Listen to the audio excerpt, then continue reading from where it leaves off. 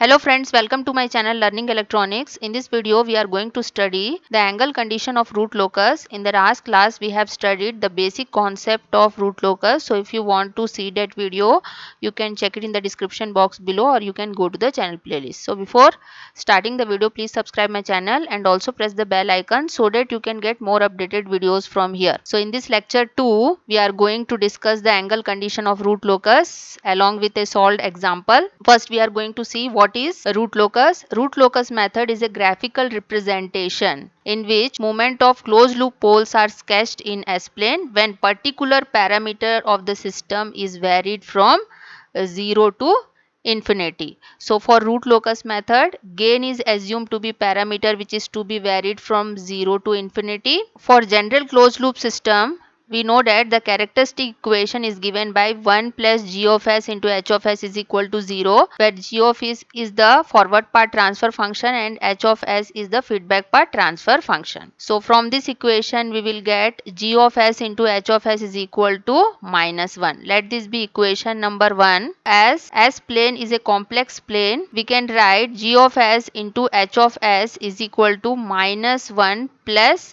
j 0.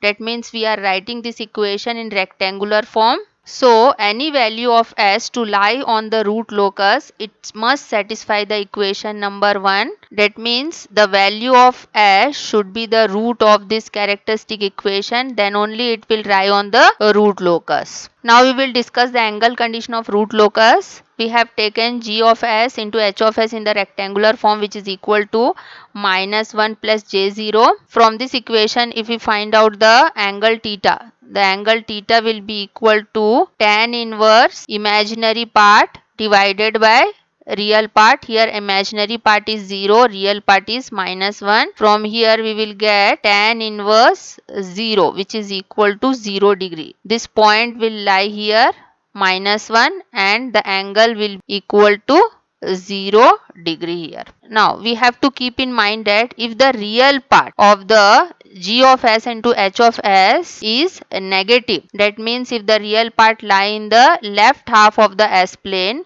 then we have to take the angle from the positive axis. That means the angle should be calculated from positive axis to. So from here if we take, it will be equal to 180 degree. And if we move from downward direction to take the angle, then we will get minus 180 degree. So this will be plus 180 degree and this will be minus 180 degree. So the angle of this equation will be plus minus 180 degree we can take. Now let us take g of s into h of s is equal to minus 1 plus j1. So if we plot this value on the s plane, we will get j1 here and minus 1 somewhere here, and the intersection point of both these points will be minus 1 plus j1. And now we have to find out the angle theta, and I have told you we always have to measure the angle theta from the positive axis. That is, we have to find this angle theta. So if we find out this angle theta, theta will be equal to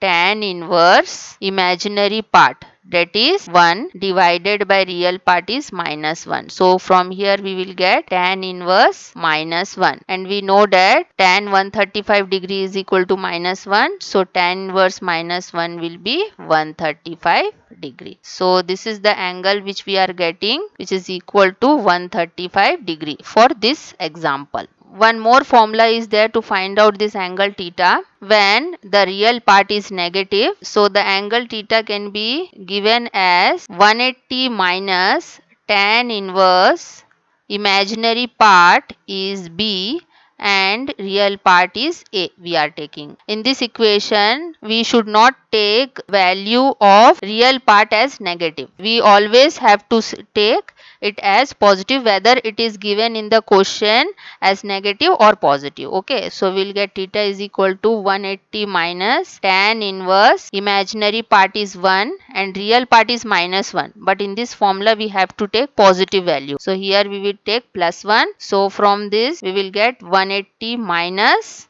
tan inverse 1 is 45 degree.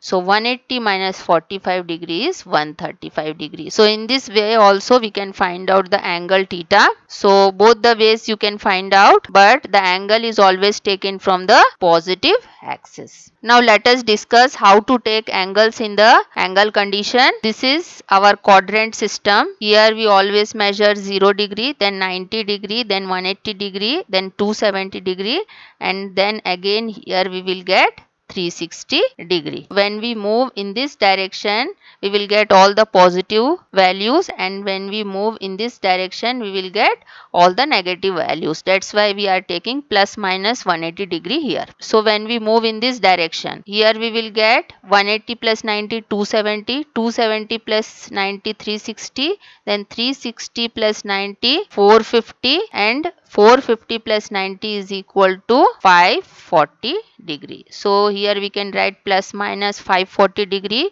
Again when we move in this direction and when we add 360 degree to this value, another angle we will get plus minus 900 degree. So if we look at these angles we are getting, these are odd multiples of 180 degree. This 540 can be written as plus minus 180 degree into 3, and this 900 can be written as plus minus 180 into 5. So here we can see that all the odd numbers are multiplied with 180 degree. So we can generalize this equation, angle G of S into H of S is equal to plus minus 2Q plus 1 into 180 degree. So when we put the value of Q is equal to 0 here, we will get plus minus 180 degree. When we put Q is equal to 1 here, we will get 3 into 180, that means plus minus 540 degree. When we put Q is equal to 2 here, we will get 2 into 2 4 plus 1 5 into 180 degree, which is equal to 900